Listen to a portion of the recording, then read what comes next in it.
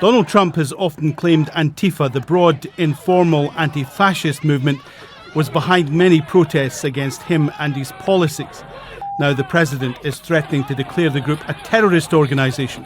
Posting on social media, "I am pleased to inform our many USA patriots that I am designating Antifa a sick, dangerous, radical left disaster as a major terrorist organisation."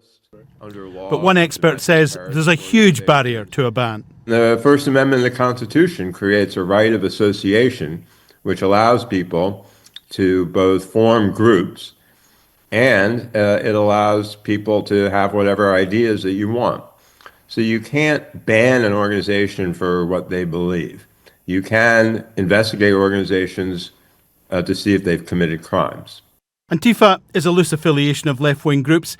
It opposes extreme right-wing and racist organisations inside the US.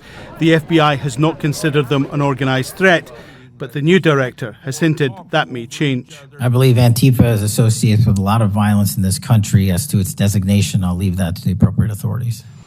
Trump can declare foreign groups terrorist organisations, but there's no mechanism to do that domestically. I believe that this is a concerted effort to try to chill political opposition to Trump. Donald Trump has threatened Antifa before, but never followed through. This time, with victories against perceived enemies, he may feel emboldened. With the MAGA gang desperately trying... Talk show host Jimmy Kimmel was pulled off the air by his bosses at Disney after comments he made about the killing of Charlie Kirk, a close Trump ally. But he was also a frequent critic of the president. Donald Trump says it was an economic decision. Jimmy Kimmel was fired because he had bad ratings more than anything else.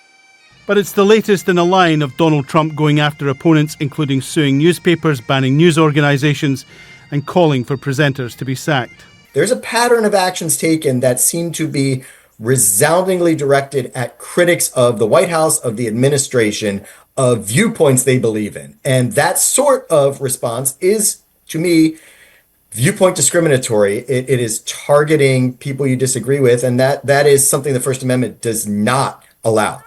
Democrats say the decision to pull Kimmel was an attack on free speech, an example of cancel culture from a White House that promised to fight against just that.